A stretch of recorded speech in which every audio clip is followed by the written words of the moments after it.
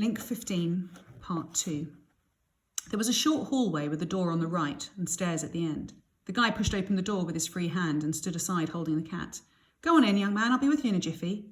The room smelled of polish and was so tidy it looked like nobody used it. Heavy curtains covered the bay window. The only light came from a lamp which stood on a gleaming table.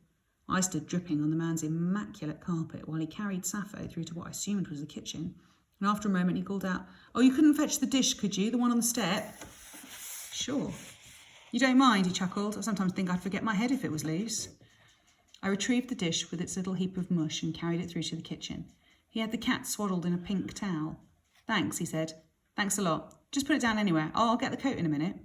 I went back into the other room, conscious of leaving wet footprints. If I'd entertained lingering suspicions on entering the house, they'd now fully dissolved. The man was obviously a total wally with his cat and his obsessive tidiness. I couldn't help smiling to myself as I surveyed the room. Plumped cushions, straight pictures, gleaming surfaces, a place for everything and everything in its place. The occupant of this room was what my granddad used to call a Mary Ellen, the sort of man who wears frilly aprons around the house and might be seen in the garden pegging out clothes. I was getting more complacent by the second, until I saw my watch on the sideboard. It was mine, all right. The one I'd handed over to the Scouser about 1,000,000 years ago. I'd have known it anywhere. There was a tightening sensation in my chest as I stepped over for a closer look, and when the door slammed, I cried out. He'd come in without my hearing, crossed the room, was standing now with his broad back against the door, smiling a different smile. He nodded towards the sideboard. "That was careless of me." He chuckled, and it was not a Wally's chuckle. "Still doesn't matter now, does it? Not now." He looked at me and hissed, "Link the stink. Laughing boy too, at last. What's the matter, laughing boy? Cat got your tongue?" He laughed and called towards the kitchen. "Hey, Sappho, got the kid's tongue, have you?" I stared at the guy, paralysed with horror. We'd been right. Gail and Nick and me. This was our man. You only had to look at his eyes now to know he was like mad. He was totally out of his tree, and he had me trapped, like Toyah and Ginger, and... Oh yes, he'd read my mind. He's here, the big Liverpudlian, along with the others, and a promising recruit he's turning out to be too. Lots of potential, bags and bags of swank. What would you like to see? "No," came out as a shriek. I pressed myself against the sideboard. "I want to go home, let me go." He laughed again, shaking his cropped sandy head.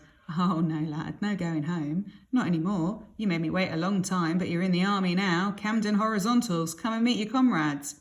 "Let me go." I knew it was of no use. Of course I did. My brain had packed up. I didn't seem to be able to say anything else. He'd gone down on one knee and was lifting a corner of the carpet. I measured the distance to the window. If I could reach it, smash a pane, I thought, here, have a gander. He'd folded back the carpet and removed 3 or 4 short boards from the floor. "I'll put the big light on so you can see better." He got up, and as he moved towards the switch by the door, I made a dash for the window. The light came on. I grabbed for the drapes as he was swirled with an oath coming for me. I wrapped my arms around the curtains and swung on them. There was a creaking, splintering noise as the rail tore loose at one end, and swathes of heavy fabric came down on both of us.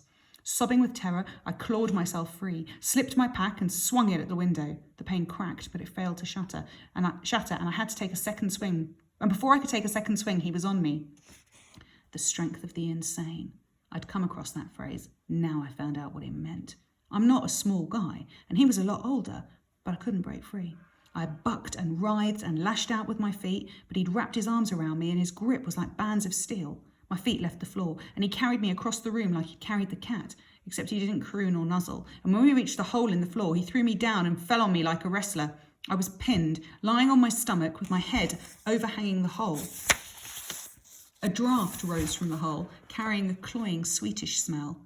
After a few seconds, my eyes adjusted to the dimness and I saw them. There were 7, laid out in a row like sardines. He'd done something to their heads. They were all like his. You couldn't tell if they were girls or boys, but I recognised Ginger by his clothes. His face was... well, I wouldn't have known him from that. I gagged, twisting my head to one side. "Let me up," I screamed. "I'm going to puke." He laughed. "Puke away, soldier. You'll be the one that lies in it, not me."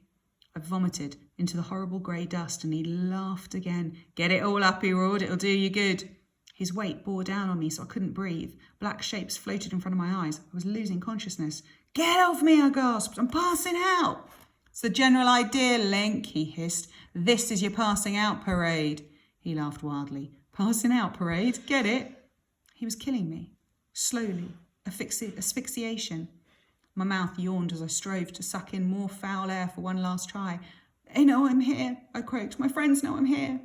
I don't suppose he believed me. He'd know a dying man or say anything, but my words must have reminded him about the brightly lit room, the curtainless bay, and they saved my life. He swore and lifted himself off me. I heard him scrambling to his feet. Gasping and choking, I rolled clear of the hole, knowing I had only seconds to clear my head. The big light went out, and in the glow from the small one, I saw him returning with bared teeth and a length of flex stretched taut between his fists. I tried to get up, but my legs were useless, and I fell back and lay, shielding my throat with my hands. He was bending over me, brandishing his garrote, when the siren screamed. He was yelling at his lads to stand and fight as the coppers dragged him out. I was so dazed I didn't know what was happening. I staggered into the hallway. They'd smashed down both doors to get to us. Gail was on the step trying to get past two policemen. And when she saw me, she gasped, "Link! Oh, thank God!" The coppers let me through, and we flung our arms around each other. I know exactly what you're thinking. Here comes the happy ending, right? Hang on a minute. "Was it you?" I asked. "Did you bring the law?" She nodded. "I came looking for you, but you weren't around. And I was just leaving when the light came on and the curtain fell, and I could see you struggling with him. I knew I couldn't do anything alone, so I ran to Albany Street." But how'd you get them to? They wouldn't believe us before. How'd you manage? "Link," she sort of stiffened in my arms, started to pull away. "There's something I have to tell you." She never told me, though. She didn't have to. They'd finally got the crazy guy into the van, and it pulled away with two cars following. And then this poncy-looking dude came through the gateway carrying a fancy camera and all the gear. He pranced up the path, grinning like a baboon. "Louise, darling," he burbled, "you're a genius." Gail had broken our clinch. I looked around for Louise, darling, but there was only me and Gail and the two coppers, and neither of them looked like a Louise.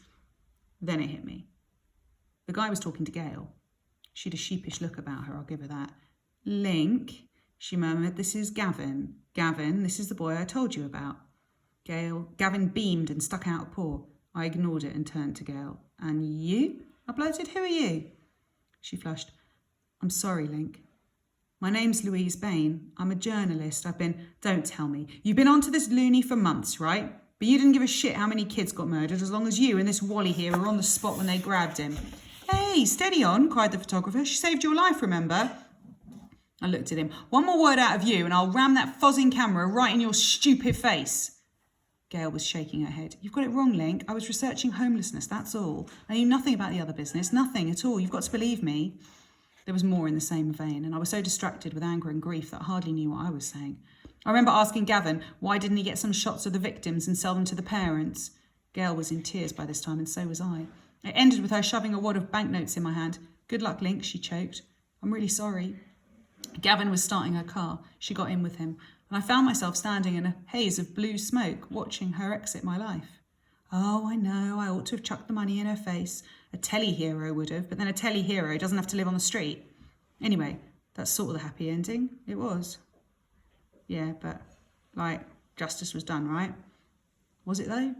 Shelter, that's what he called himself. They found a sort of logbook.